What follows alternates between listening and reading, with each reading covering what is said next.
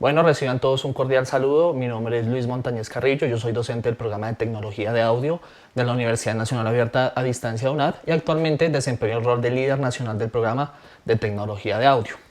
El día de hoy vamos a realizar una lección en vivo sobre el tema de normativa APA. Como sabemos, es un tema que en muchas ocasiones se nos complica bastante al momento de realizar un documento escrito de carácter académico, bien sea un trabajo escrito, un proyecto aplicado, un artículo, bueno, etc. Entonces, la importancia de tener un espacio o un escenario para hablar de este tema lo hemos manifestado a través de este streaming. Entonces vamos a iniciar. Cuando se realiza un escrito académico se utilizan fuentes de información, por lo tanto es necesario citar y referenciar todas las fuentes consultadas. El nuevo reglamento académico de la UNAD establece en su artículo 117 faltas contra el orden académico. Define específicamente el plagio. ¿El plagio qué es? Presentar como de su propia autoría la totalidad o parte de una obra, trabajo, documento o invención realizado por otra persona. Implica también el uso de citas o referencias falsas o proponer citas donde no haya coincidencia entre ella y la referencia. También en el artículo 120 del reglamento académico se definen unas sanciones de acuerdo con las faltas anteriormente señaladas. Estas se clasifican en faltas leves, faltas moderadas, faltas graves, faltas gravísimas. Entonces, dependiendo del nivel o del carácter de plagio que se haya elaborado en un documento, se clasifica según estas faltas que estoy mencionando. Hay un parágrafo 1 al cual deben poner mucho cuidado los estudiantes que estén realizando su proyecto de grado. Cuando se imponga una sanción disciplinaria a un estudiante que se encuentre en su último periodo de estudio y que aún no se haya graduado, la sanción consistirá en el aplazamiento de la obtención de su título, lo que implica que tampoco podrá graduarse por ventanilla durante dicho lapso. Entonces aquí ya vemos que está muy bien reglamentado el tema del plagio, por lo cual debemos sí o sí empezar a utilizar a nivel de programa todos los estudiantes la normativa, en este caso pues la norma APA. Pero ¿por qué emplear el estilo APA? Bueno, vamos a hablar inicialmente de lo que significa APA, American Psychological Association. En 1952 sale la primera edición de este estilo APA, que estaba enfocado, direccionado específicamente a las publicaciones de carácter o en el ámbito de ciencias sociales y de ciencias económicas. Pero en el año 2009 sale una sexta edición que ya se propone a nivel interdisciplinar, es decir, en este momento un gran porcentaje del conocimiento que se genera en el ámbito académico se realiza bajo esta normativa. ¿Y cuáles son esas razones? Pues primero, pues porque nos ayuda a evitar o nos permite evitar el plagio, es muy sencilla de utilizar, permite a los lectores seguir e identificar las fuentes bibliográficas y proporciona credibilidad a la investigación. Ahora vamos a hablar un poco de las generalidades de la norma APA, específicamente la sexta edición. Esto es más que todo en cuanto a la estructura o a la forma que debe tener un documento, bien sea un artículo, un proyecto, una monografía, bueno, en fin. El tamaño de la letra que se propone utilizar o emplear es de 12 puntos. Márgenes de 2.54 en todos los lados. Interlineado a doble espacio. Se propone una numeración que, bueno, digamos que esto no hace parte de la norma APA, pero a nivel aquí institucional o a nivel incluso del país se propone una numeración de 1.1.1, 1.1.1, ya dependiendo del nivel del título. Y esto está claramente establecido en la norma ICONTEC, que es algo que nosotros solemos utilizar en nuestros trabajos académicos. Los títulos de primer nivel, los que van al inicio de cada documento, de cada página, deben ser centrados en negrita y mayúscula a 14 puntos. Los títulos de segundo nivel también deben ser centrados en negrita y minúscula a 12 puntos. Los títulos de tercer nivel ya deben ir ubicados en la izquierda en negrita y minúscula también a 12 puntos, y ya finalmente los títulos de cuarto nivel deben ir a la izquierda. Se propone que sea en cursiva o subrayados, no en negrita, y en minúscula, también de 12 puntos. La alineación del texto debe ser justificado, es decir, que se vea distribuido de manera equitativa en toda la página del documento. Algo muy importante que ustedes deben empezar a considerar es que cuando estamos realizando la redacción de un documento de cualquier carácter, es que este se debe hacer en tercera persona. Es importante que evitemos hablar en primera persona, yo opino, yo pienso, yo establezco, yo defino. No, siempre hablar en tercera persona. Se establece en el ámbito académico, en el campo social, bueno, en fin. Sí, siempre hablar en tercera persona, evitar en gran medida hablar en primera persona. Y aquí digamos que en la parte inferior de la presentación podemos ver una figura donde se evidencia cómo deben ser o cómo se deben elaborar los títulos de acuerdo a los niveles que se han venido mencionando en este slide. Ahora vamos a hablar de la estructura de los documentos. ¿Cuáles son los componentes o los elementos que componen, valga la redundancia, un documento? En el caso de los trabajos escritos, estos están compuestos por una portada, un resumen que regularmente es de 150 a 250 palabras y presenta también unas palabras claves o keywords.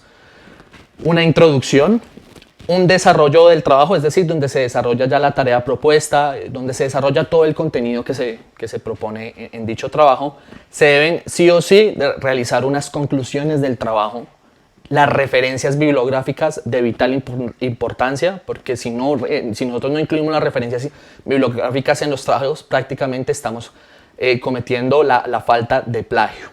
Y los anexos, si se presenta el caso, cuando tenemos algunos documentos que aporten, unos documentos externos a lo que se presenta en nuestro documento, es importante incluirlos al final, anexarlos.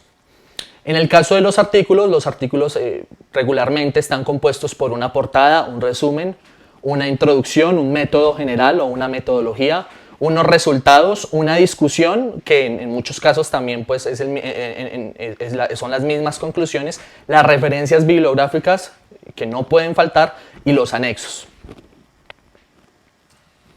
Ahora vamos a hablar de las citas. ¿Qué es una cita? Es una expresión parcial de ideas o afirmaciones incluidas en el texto con referencia precisa de su origen o fuente. Prácticamente una cita es darle el crédito al autor cuando nosotros estamos tomando su obra y extraemos algo de ella. Cuando nosotros regularmente estamos haciendo un trabajo, utilizamos una referencia, utilizamos algo que otra persona escribió, eso lo debemos citar y debemos darle el crédito a la persona que lo escribió, de lo contrario estamos cometiendo plagio. En APA se utiliza paréntesis dentro del texto en lugar de notas de pie, es algo que lo deben considerar constantemente. Y la cita ofrece información sobre el autor y año de publicación. En la norma APA esto es una ley. Existen dos formas de hacer la cita. Un énfasis en el autor, que es prácticamente cuando nosotros queremos resaltar el pensamiento o posición de alguien, de un autor, cuando realmente lo que nosotros queremos interpretar o queremos extraer es un pensamiento o una posición de un autor. Y énfasis en el texto, que es cuando nosotros hacemos una referencia a una frase o teoría específica. Entonces aquí en la parte inferior de la diapositiva podemos ver una gráfica, una figura. Se puede ver una especie de mapa conceptual donde se propone la cita, los dos tipos de cita que existen actualmente que propone la APA, que es la cita textual y la cita de parafraseo. Y a su vez la cita textual se divide o se realiza de acuerdo al número de palabras. Si es menor de 40 palabras, se realiza de una forma. Si es mayor a 40 palabras, se realiza de otra forma. Y pues ambas de estas dos formas también se pueden hacer, bien sea basada en el autor o basada en el texto.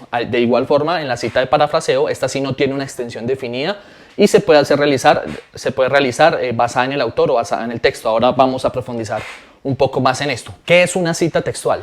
Cuando se extraen fragmentos o ideas textuales de un texto, es decir, cuando nosotros tomamos una idea textualmente, la copiamos y posteriormente la pegamos en nuestro documento, de un texto, ahí tenemos que hacer una cita de tipo textual. En esta cita se debe incluir el apellido del autor, el año y el número de página donde extraemos la idea de dicho autor. El formato de la cita varía según el énfasis, autor o texto. Entonces, como les venía indicando, la cita textual tiene dos clasificaciones. Cuando es menor de 40 palabras, se escribe en el texto, entre comillas y sin cursivas. Se escribe punto después de finalizar la cita y todos los datos. Entonces, aquí podemos ver en la diapositiva un ejemplo. Entonces, ¿qué es lo que regularmente cuando nosotros estamos escribiendo y queremos hacer una cita textual basada en el autor? Ponemos primero el nombre de la persona, el año, y ahí pues, regularmente se utiliza una palabra así como afirma, establece, indica, comenta. Abrimos paréntesis, abrimos comillas y dentro de esas comillas ponemos o pegamos literalmente lo que el autor dice. O sea, esa sería la idea textual del autor. Cerramos comillas y al final de las comillas debemos poner el número de la página. Entonces tenemos aquí la información del apellido, el año, las comillas, la cita, cerramos comillas y el número de la página. Esto en el caso de que sea una cita textual de menos de 40 palabras. Entonces ustedes saben que en Word tenemos una herramienta para contar palabras. Entonces cuando nosotros hagamos una cita debemos contar el número de palabras y de acuerdo a eso debemos realizarla con comillas, o en el segundo caso, cuando es mayor a 40 palabras, se escriben aparte del texto con sangría, sin comilla y sin cursiva, es decir, se pone en un párrafo aparte. Bueno, entonces es muy importante que tengamos claridad en este tema, que existe la cita textual menor de 40 palabras y la que es mayor a 40 palabras. En la que es mayor de 40 palabras, que va en el texto aparte, también se pone regularmente el nombre del autor, entre paréntesis el año de la publicación del artículo o del documento que estamos referenciando. Una palabra afirma, establece, indica, se copia y se pega literalmente lo que indica el autor. En un párrafo aparte se aumenta la sangría y al final del párrafo se debe poner sí o sí el número de la página. Cuando hacemos una cita de parafraseo, que es el otro tipo de cita que se realiza, es cuando nosotros utilizamos las ideas de un autor, pero no la estamos copiando textualmente, sino que empleamos nuestras propias palabras. Entonces, ¿cuál es la diferencia entre la cita de textual y la de parafraseo? Pues prácticamente que en la cita textual incluimos el número de la página y en la cita de parafraseo no debemos incluir el número de la página, pero de todas maneras sí debemos incluir la información del autor y el número o el año de la publicación. Entonces aquí vemos un ejemplo. Vemos, digamos que la cita es algo que nosotros escribimos con nuestras propias palabras, pero cuando tenemos presente de que es la idea de otro autor, sin embargo la estamos redactando nosotros mismos, de todas maneras la debemos citar. Si no lo hacemos, estamos cometiendo plagio. Y al final podemos poner entre paréntesis el apellido del autor, coma y el año. Es así de sencillo. También existe otra forma de hacer esa misma cita de parafraseo, que es basada en el autor, que a diferencia de la anterior, pues no se pone al final, no se pone al final de la oración, sino se pone al principio, se pone el apellido del autor y entre paréntesis sí se pone el año de la obra, y ahí pues prácticamente continuamos con la redacción de nuestra idea. Entonces, bueno, en resumen, aquí hay unos elementos claves que se deben considerar al momento de citar. Entonces, retomando, hay dos clases de citas: las citas textuales, que es cuando nosotros extraemos textualmente la idea de un autor, o la cita de parafraseos, cuando nosotros tomamos la idea de un autor y la escribimos con nuestras propias palabras. En las citas textuales se debe incluir el autor, el año y el número de página, y en la cita de parafraseo únicamente el autor y el año.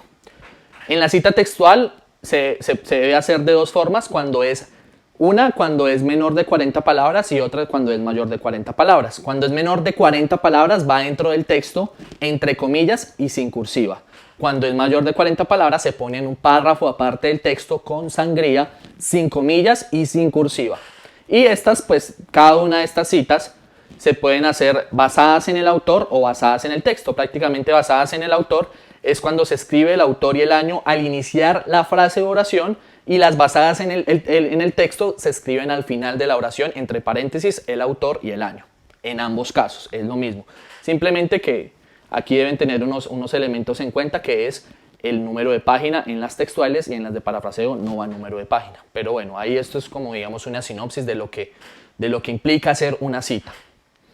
Pero digamos que esto no es suficiente para evitar el plagio, sino que además nosotros, aparte de las citas en el texto, de darle el crédito al autor en el texto, debemos relacionar por completo toda la información de esa obra que nosotros estamos consultando al final del documento, que es lo que se conoce como una referencia. Ahorita vamos a hablar un poco más sobre este tema. ¿Qué pasa cuando, digamos, no es solamente un autor el que nosotros vamos a referenciar, sino digamos son varios autores, o cuando una obra es escrita por varios autores? Entonces aquí vamos a hablar un poco de cómo se citan varios autores. Cuando son dos autores, es sencillo, sus apellidos van separados por la palabra o por la letra I. Ejemplo, Mintzberg y Ansoff, año 1985, entre paréntesis, indican que en el caso cuando se hace la cita basada en el autor, cuando se hace basada en el texto, puede ser un ejemplo, la estrategia emerge no se plantea, entre paréntesis, los autores Mintzberg y Ansoff, 1985, al final de la oración.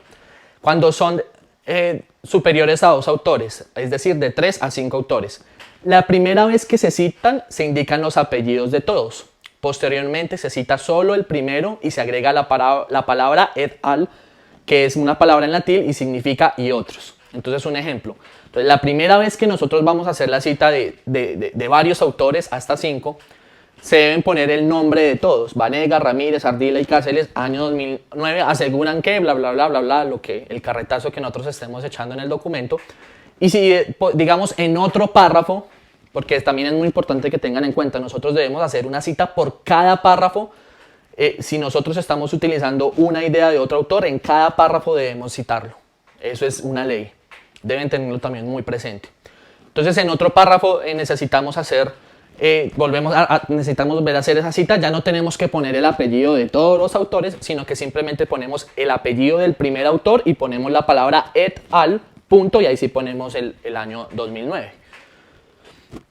Eso en el caso de que sea basada en el autor. Cuando la cita es basada en el texto, entonces se echa todo el carretazo, al final se pone entre paréntesis el apellido, cuando lo hacemos la primera vez, el apellido de todos, coma, año. Y si necesitamos volver a citar todo ese número de autores o esa misma lista de autores, pues ponemos la palabra al final, entre un par de paréntesis ponemos el apellido del primer autor, la palabra et al y el año, y listo, ¿no? Y así de ahí en adelante, nunca, o sea, cuando lo hacemos la primera vez, ahí sí tenemos que nombrar a todos los autores, pero de ahí en adelante si los necesitamos volver a citar en alguna otra hoja, en alguna otra página, más adelante en el documento, simplemente ponemos el apellido del primer autor, la palabra et al, literalmente, así como et al y el año. Cuando son más de 6 autores, pues desde el inicio se pone simplemente el apellido del primer autor y la palabra et al y el año. Cuando es un autor corporativo, se pone el nombre de la organización en vez del apellido, muy sencillo. Entonces aquí el ejemplo, según la Universidad Nacional Abierta a Distancia, entre paréntesis, una 2010, etcétera, etcétera. Cuando nosotros vamos a hacer una cita de una cita, es decir, nosotros tenemos acceso a una fuente de información a través de otra. Por ejemplo, yo estoy leyendo un documento y encuentro que ese autor está referenciando a otro. Pues yo necesito hacer esa cita, pues yo simplemente pongo el autor principal, el que consultó el otro autor, al que yo estoy en ese momento referenciando, Fernández, por ejemplo, que es el autor principal, y entre paréntesis, como se citó en tal, que es el documento que yo estoy observando. 2011, cierro paréntesis, identifica 3 fuentes de información, bla, bla, bla, bla. Bueno, ahí el carretazo, o sea, la idea que nosotros necesitamos exponer. Esto es un poco complejo, pero digamos que en algunos casos es muy necesario porque muchas veces nosotros podemos conocer la postura o la idea de un autor a través de otro y muchas veces no tenemos acceso a la fuente primaria. Entonces tenemos que acudir a otros autores para saber qué opinaba o qué establecía o qué indicaba ese autor. Pero bueno, es algo para que lo tengan muy presente. Entonces, como les venía hablando hace un momento, no solamente basta con la cita en el texto, sino que nosotros tenemos que soportar esas citas que estamos realizando con unas referencias bibliográficas que regularmente van ubicadas al final del documento, donde se presenta mediante un listado toda la información de las fuentes citadas en el texto, que permite identificarlas y localizarlas para cerciorarse de la información contenida allí o complementarla. Prácticamente la referencia es algo que me soporta lo que nosotros estamos citando y va incluida al final del documento y que me brinda toda la información que yo necesito saber de esa obra o de ese autor que yo estoy consultando. Importante, todos los autores citados en el cuerpo de un texto o trabajo deben coincidir con la lista de referencias del final. Nunca debe referenciarse a un autor que no haya sido citado en el texto y viceversa. ¿Esto qué quiere decir? Nosotros citamos unos autores en el documento, en el texto del documento. Esos mismos autores me deben aparecer en las referencias. No me pueden aparecer autores, no me pueden aparecer citas sin su debida referencia o referencias sin su debida cita. Eso es una ley. Tienen que ser el mismo número de citas y el mismo número de autores. Bueno, los mismos autores que se referenciaron en la cita tienen que ir en la lista de referencias. Entonces, la lista de referencias se organiza en orden alfabético y cada una debe tener sangría francesa. Este es un ejemplo de lo que es sangría francesa. A partir del segundo párrafo debe ir una sangría. Eso lo establece la norma APA. Deben ir en orden alfabético. Muy sencillo. Word nos da la opción, una herramienta ahí, ustedes la deben buscar en Word, de ordenar alfabéticamente algo. Entonces, cuando no tenemos ya todas nuestras listas de referencia, le damos ahí en Word la opción de ordenar alfabéticamente y él ya me las acomoda según su orden. Las referencias bibliográficas, digamos que hay una forma de referenciar cada uno de los documentos o los estilos de documento que nosotros estamos consultando. Entonces hay un estilo de referencia para un libro, en el cual la forma básica es el apellido, el año entre paréntesis, el título en cursiva, el lugar de publicación y la editorial. Esa es como la forma más básica, pero pues en este mundo actual, en este mundo que digamos toda la información la encontramos en tecnologías de la información y la comunicación, encontramos libros en versiones electrónicas a montones. Entonces, ¿cómo debemos referenciar esos libros en versión electrónica? El apellido, el año entre paréntesis, el título y de dónde lo tomamos. Recuperado de www, bla, bla, bla, bla. Bueno, toda la información. Entonces aquí podemos ver un ejemplo de esta forma de referencia. También podemos referenciar un capítulo del libro cuando pues, no utilizamos todo el libro, no consultamos todo el libro, sino una parte muy específica, pues hacemos la referencia de esa parte, apellidos, el año entre paréntesis. Esta es como la norma general. Primero el apellido, coma, la inicial del primer nombre, punto, el año entre paréntesis, el título del libro, del capítulo, la editorial, el país. Bueno, esto es como una forma general del libro para que lo tengan muy en cuenta. También hay una forma de referenciar los artículos científicos que como regla general inician por el apellido, la primera letra de la inicial. Si son varios autores se separan por comas y el último pues se pone con la palabra I, con la letra I. La fecha, entre paréntesis, punto, el título del artículo. En punto, en cursiva se pone el nombre de la revista, el volumen, la página. Bueno, aquí podemos ver un ejemplo. Digamos que esto es muy importante que ustedes cada vez que vayan a realizar una referencia consulten bien en la norma APA. Esa la pueden consultar en línea. Hay un sinfín de documentos en la red que nos brindan de manera resumida todos estos elementos que yo estoy señalando, específicamente las referencias, porque digamos que existe un estilo de referencia para cada uno de los documentos que existen en el ámbito académico, artículos, proyectos, tesis. Incluso hay una referencia para videos en este momento, hay para blogs, para periódicos, en fin. Entonces ustedes cada vez que tomen o que consulten una obra, tienen que identificar claramente qué clase de documento es, si es un artículo, un libro, y remitirse a la norma y validar qué tipo de referencia debemos hacer.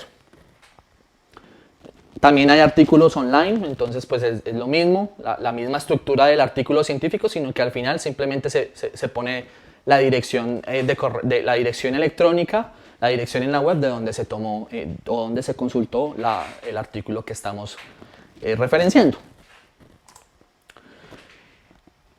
Bueno, esto ya digamos que en términos generales aquí ya culminamos la parte de lo que es la normativa APA. Entonces, como para hacer una síntesis o un resumen de lo que vimos, iniciamos por la estructura.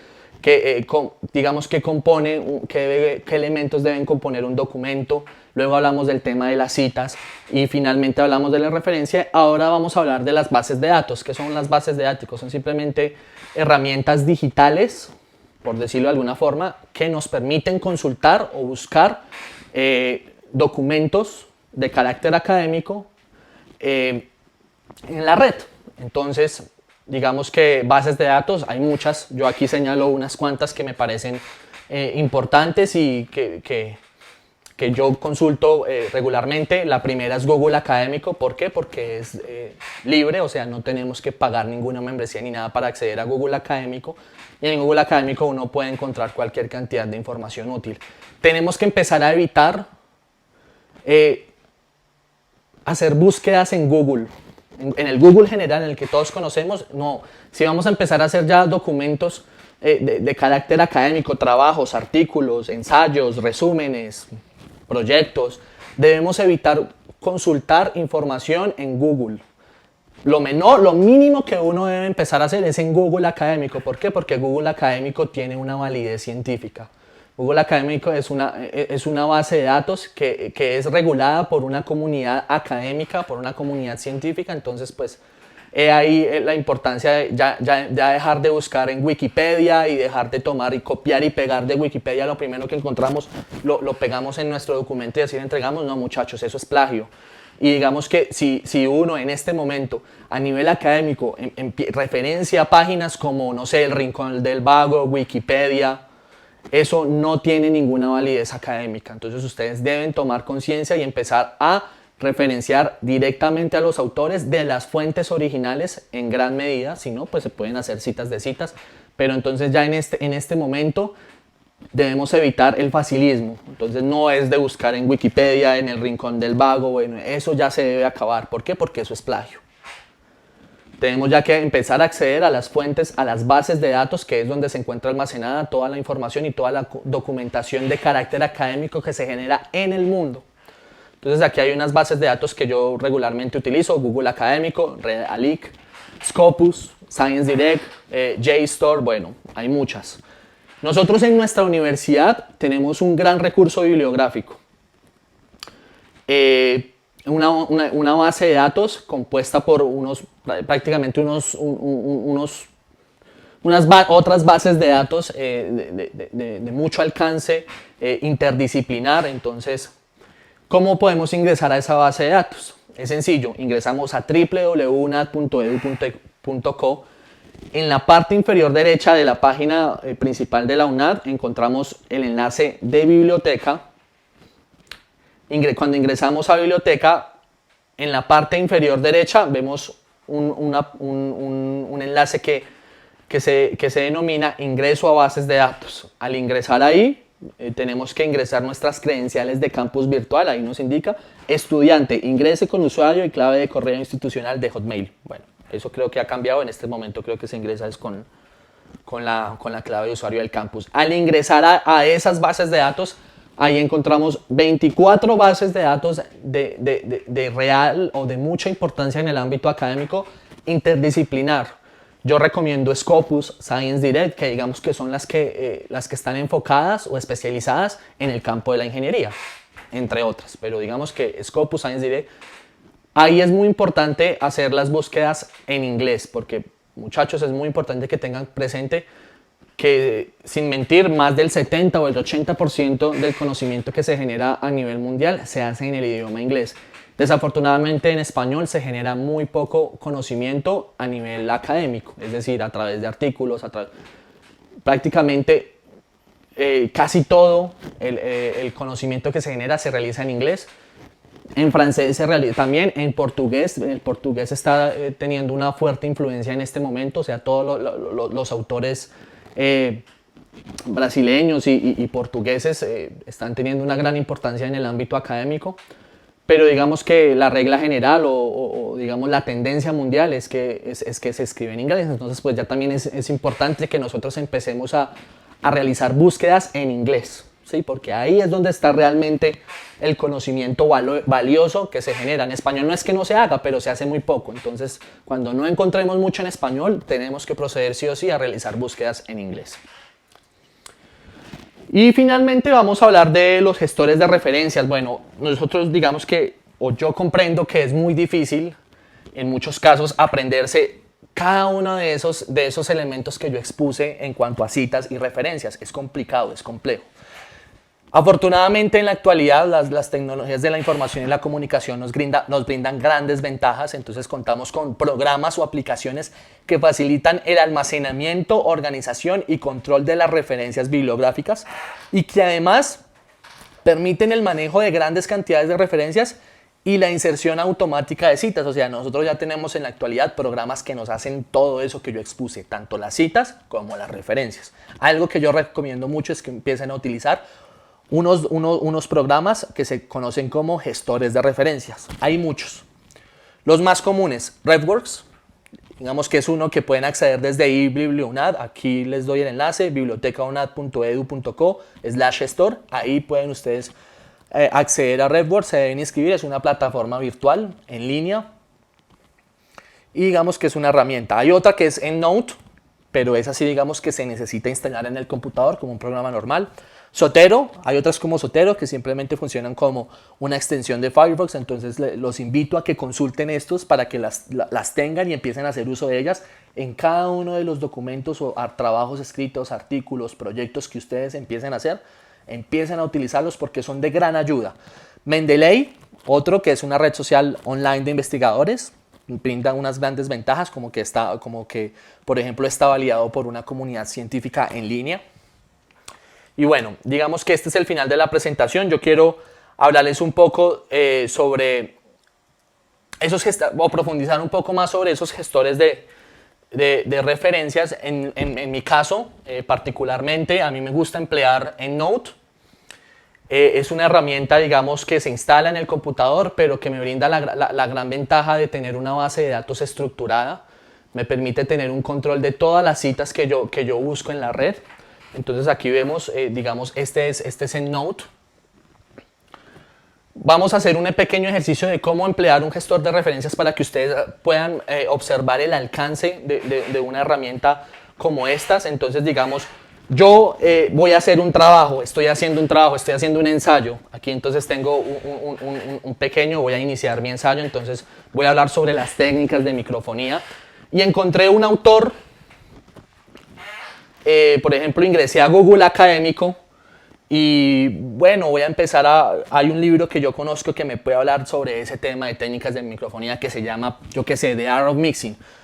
Ingreso yo a Google Académico, siempre ya, o sea, lo mínimo que nosotros debemos empezar a hacer es iniciar una búsqueda por Google Académico.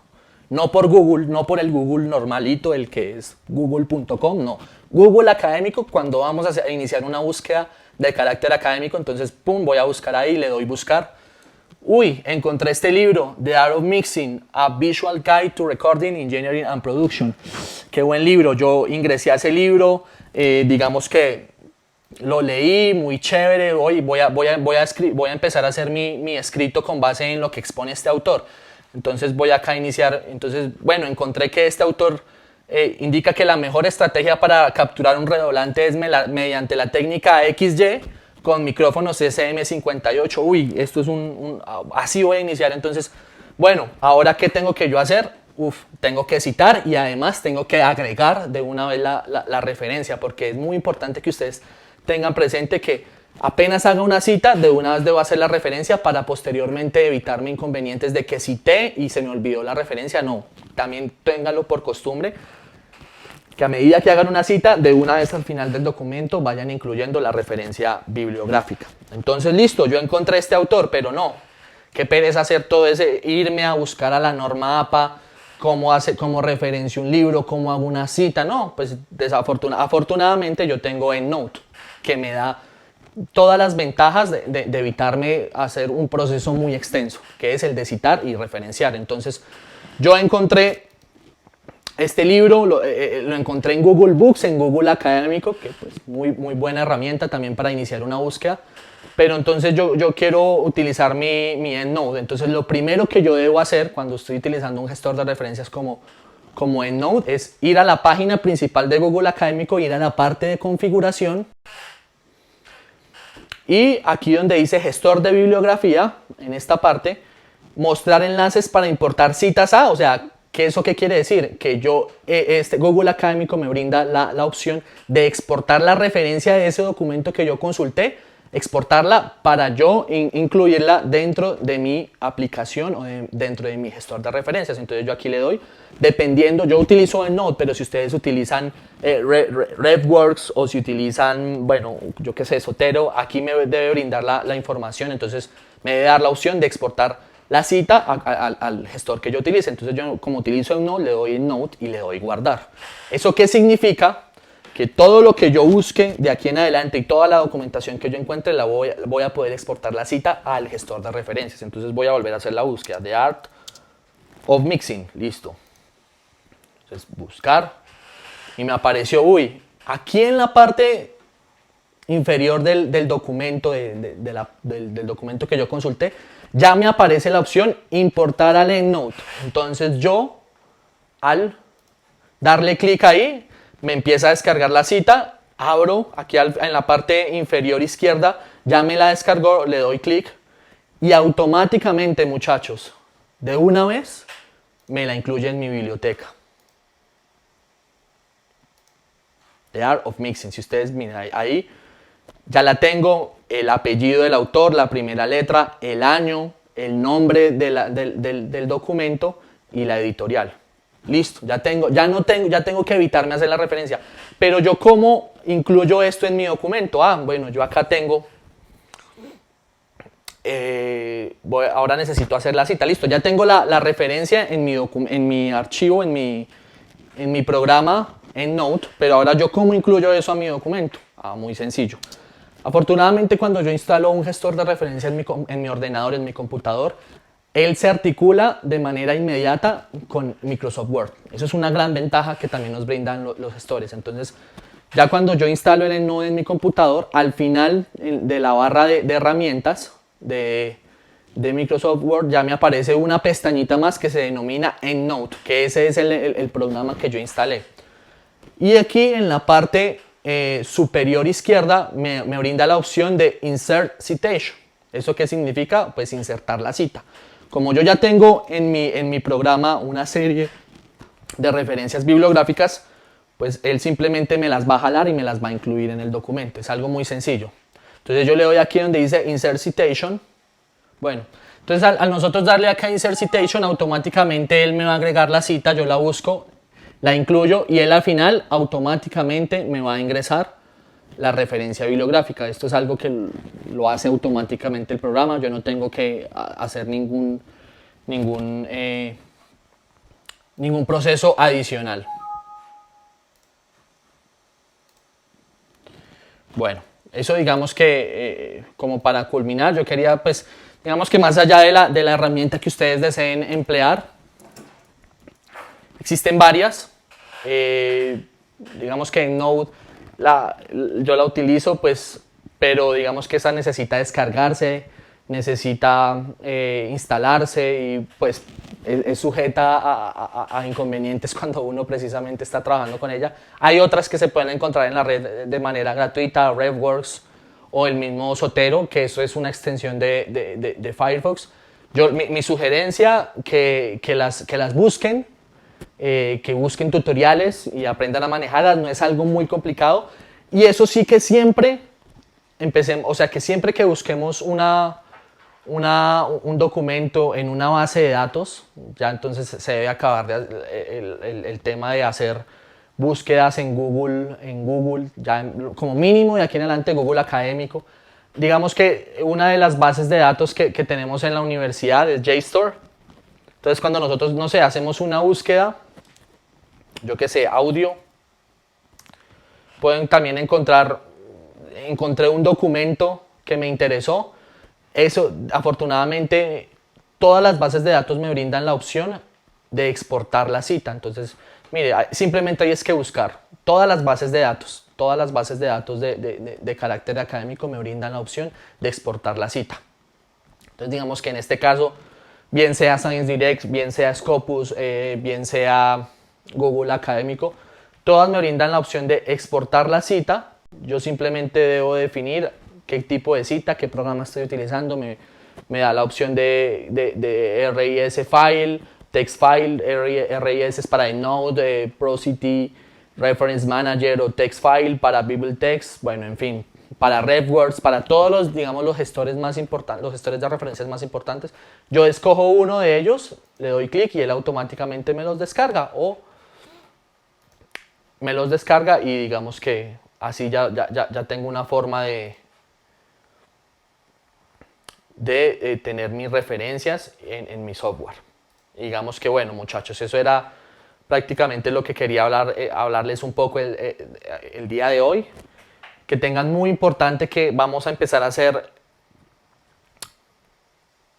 a revisar con mucho detalle este tema, porque ya hay una reglamentación a nivel institucional que define lo que es el plagio y en qué escenarios se comete ese plagio, y pues con base en eso se van a identificar las faltas. Entonces, para evitar todo eso, empiezan a utilizar la norma, consúltenla.